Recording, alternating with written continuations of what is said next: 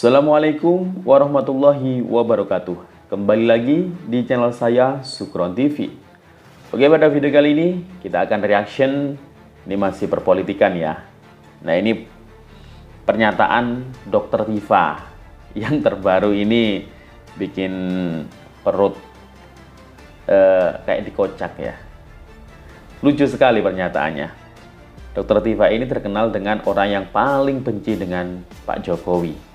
Ya, termasuk Pak Prabowo juga pasti dibenci dia. Ya. Nah, dia ini adalah pendukung Abah Anis. Pernyataan lucu dia ini ya. Waktu podcast bersama Refli Harun ya, sama-sama pendukung Abah lah ya.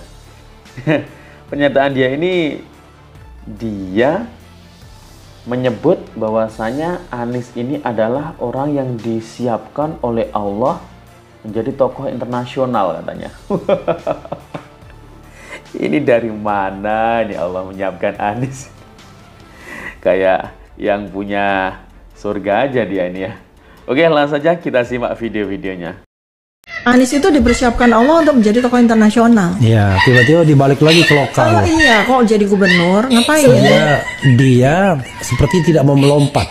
Jadi membangun romantisme akhirnya. Iya, saya pengen itu Anis itu sekarang. Memang dia nggak, misalnya sekarang, oh Allah belum memberikan kepada dia tugas sebagai presiden karena Anis ditunggu di dunia internasional. Oh.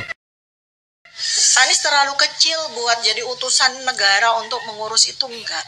Internasional butuh dia. Sekarang ancaman-ancaman, tantangan-tantangan bagi umat manusia di seluruh dunia itu amat sangat berat. Saya suka heran dengan orang-orang seperti ini. Seolah-olah Anis itu adalah pemimpin akhir zaman gitu. Yang akan membawa perubahan, yang akan membawa keselamatan bagi manusia di alam dunia gitu. Enggak, saya ingin bertanya sebenarnya sosok Anis itu di mata para pemujanya itu apa sih?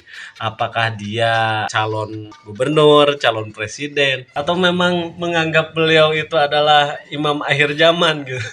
Ya kalau semisalkan dibutuhkan oleh dunia internasional ya udah, secepatnya berbuat dan melaksanakan tugas internasional. Kasihan Iron Man dan Kapten Amerika sudah lama menunggu.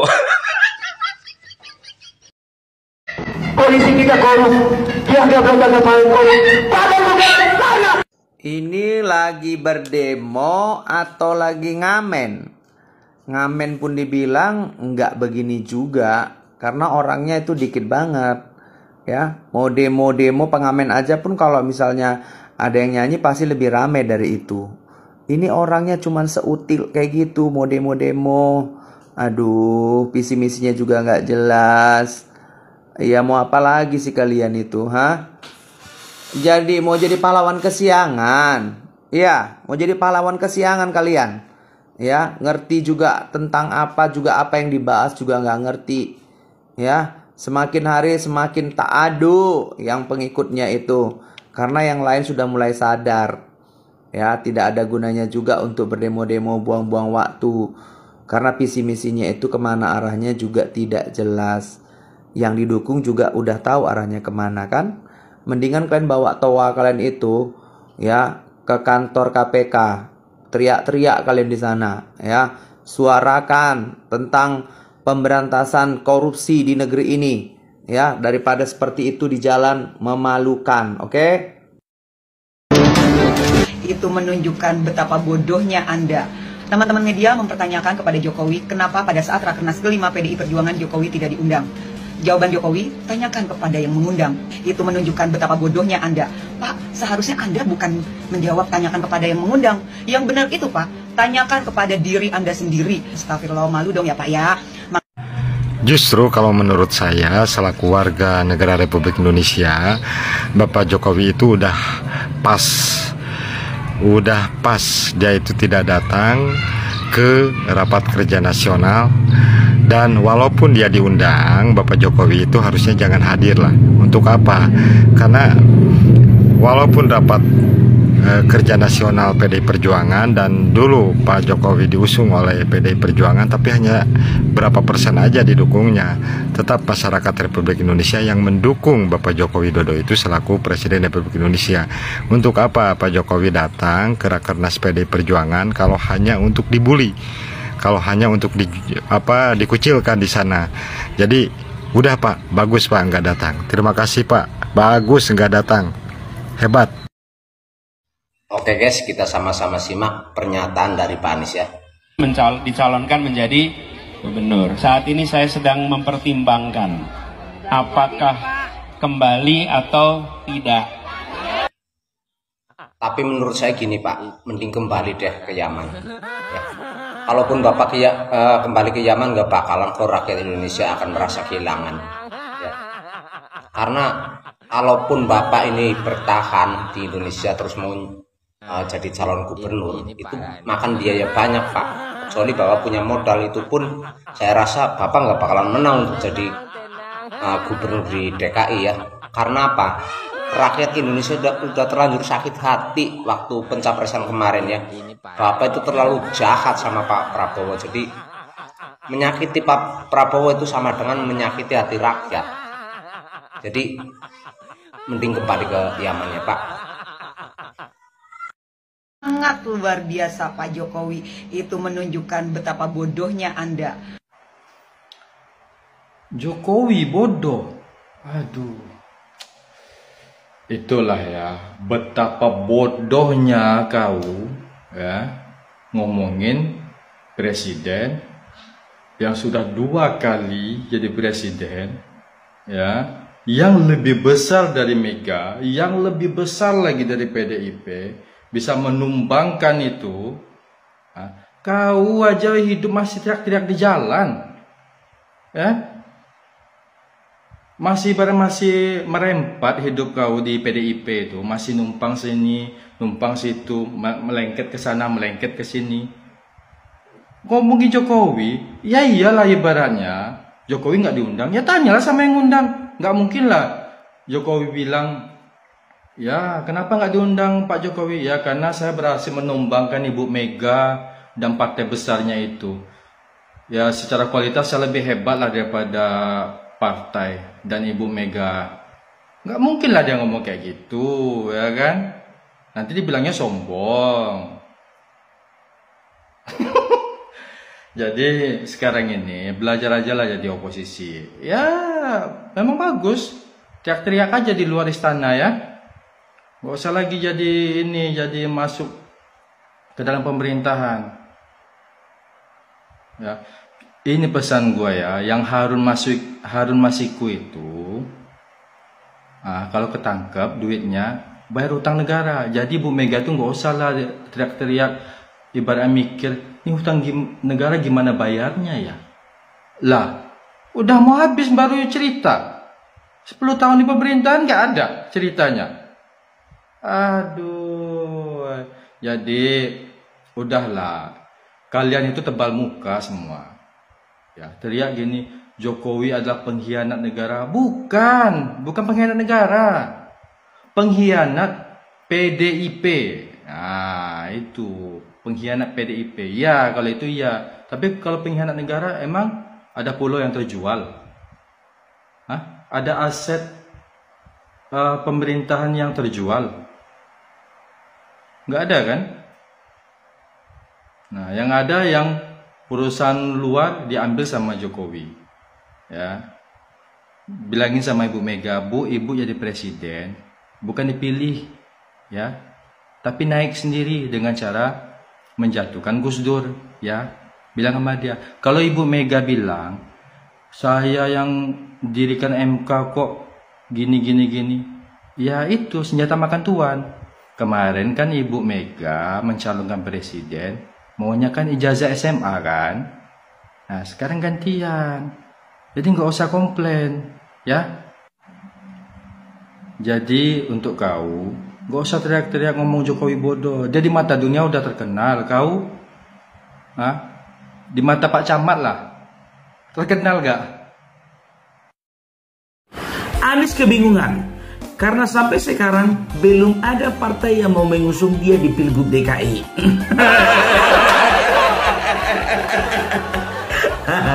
Aduh, kasihan kali aku lihat Koba. Ya, jangankan partai, anak-anak abahnya, orang yang mendukung dia, Egy Sujana pun juga kepingin jadi gubernur. Sekarang dia mati kutu. Kenapa bilang? Mau lewat jalur mana? PKS, ya? PKS aja sudah punya 3 kader yang akan dicalonkan di gubernur DKI. Wajar PKS itu mengapakan calon sendiri, mengajukan ke calon sendiri. Karena apa? Karena dia pemenang di DPRD DKI Jakarta, gitu loh. Siapa lagi? Nasdem. Bro, Nasdem itu punya sosok yang kuat dan duitnya juga banyak. Siapa itu? Bendahara umumnya Ahmad Saroni, ya kan? Nggak kan mungkin ketua umum mengorbankan bendahara umumnya daripada yang bukan kader. Anies memang punya masa, tapi uang nggak punya. Kalau kita mau jadi kepala daerah harus ada dua-duanya. Harus ada masa, harus ada juga uang. Tapi kalau harus kita disuruh memilih, harus ada mana, masa atau uang? Udah jelaslah uang. Kita mau bukan milih ketua RT ini sekarang, kita mau pilih gubernur. Lewat mana? Golkar nggak bisa, Ridwan Kamil bro. Siapa lagi? PDIP. Memang sampai sekarang PDIP masih bingung. Kemarin dia cek market dengan mengusulkan namanya siapa namanya Ahok. Dia gemar-gemborkanlah Ahok, rupanya nggak laku. Kurang nendang, sehingga dia kasih nama yang baru. Siapa itu? Sri Mulyani. Sri Mulyani. Atau gini aja lah, coba kau diskusi dulu, kau jajaki dulu, mana tahu mereka mau. Itu ada 2 partai itu, Partai Umat sama Partai Negoro. Mana tahu urusan banyak nggak ada masa, atau urusan ada uang nggak ada uang, urusan belakangan lah dulu itu. Yang penting ada partai yang mendukungmu, ya kan? Jadi kalau menurutku, daripada kau repot-repot ya untuk Pilgub DKI nggak ada uang, malah yang ada ngabiskan uang, kau bisnis skincare aja kayak aku. Produknya bagus ini, biar tahu kenanya. Kayak pakai skincare pada umum, awet muda kulitnya. Nah itu dia ya. Kalau keuntungannya nanti nih, bagi-bagilah kita 20 80 sama Mun 20 sama aku 80. Enggak lah ya, enggak, aku disclaimer aja lah dulu ya. Jadi buat kawan nih ya, pelajaran lah Pilpres kemarin ya.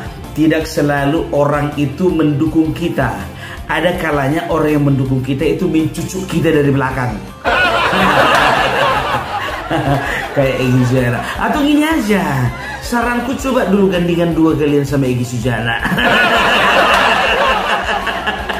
Egy Sujana itu kan orangnya tuh nekat, itu jalur independen pun jadi. Mana tuh nasib nggak tahu ya. Oke lah dulu ya Nis ya. Terima kasih sudah ikut dalam kontestasi dalam pemilihan gubernur DKI Jakarta. Kalau aku bilang sama aku dukung kau jadi gubernur DKI. Karena apa? Karena aku bukan warga DKI. Salam hormat, salam NKRI. Kita larang kedoliman. Lawan dengan melakukan reformasi jilid 2. Inilah ibu-ibu yang zaman sekarang ini ya, kurang kerjaan ya, kebanyakan makan micin kayaknya. Bukan dipikirkan gimana suaminya, anak-anaknya di rumah, sibuk demo-demo, bolak-balik, ini aja kerjaannya. Kayak nggak ada kerjaan yang lain ya. Sementara orang semuanya udah pada bubar ya, udah pada kembali ke aktivitasnya masing-masing. Karena apa? Aksi-aksi demo itu yang nggak jelas itu ya, nggak ada faedahnya, justru merugikan diri sendiri. Yang lebih parahnya lagi, yang dibahas juga ngelantur semua kesana kemari, yang nggak seharusnya dikomentari ya, udah jauh melenceng daripada pokok pembahasan yang harusnya dibicarakan. Yang perlu kalian demo itu, kalian ibu-ibu, kalau kalian mau ya, kalian demo itu para koruptor-koruptor itu ya, beran kantor KPK itu, teriakin ya, mereka itu kerjanya yang benar untuk memberantas korupsi di negeri ini. Itu baru benar. Ini asik menjalan-nyalain Pak Jokowi aja, sementara Pak Jokowi itu nggak peduli dengan kalian. Dia hanya fokus untuk bagaimana supaya negeri ini lebih baik, maju ke depannya. 2 periode memimpin negeri ini ya, banyak program-program yang sudah dijalani dan sekarang terus tanpa melihat cacian makian dari kalian. Presiden yang panjang sabar, yang melupakan kesalahan-kesalahan orang lain, tidak membenci, yang selalu mengampuni. Kurang apa lagi coba presiden kita itu? Hanya kalian sadar ya dan kembali ke kodrat kalian. Oke? Salam keadilan, salam NKRI. Harusnya kalian mensupport, mendukung, dan dipilih juga peranan daripada Presiden Jokowi ini. Memang Presiden Jokowi ini sudah tidak layak lagi menjadi Presiden Republik Indonesia. Dia sebagai panglima tertinggi, komandan tertinggi dari seluruh penegak hukum di negeri ini, baik itu polisi, TNI, Kejaksaan Agung, panglima tertingginya itu adalah Jokowi.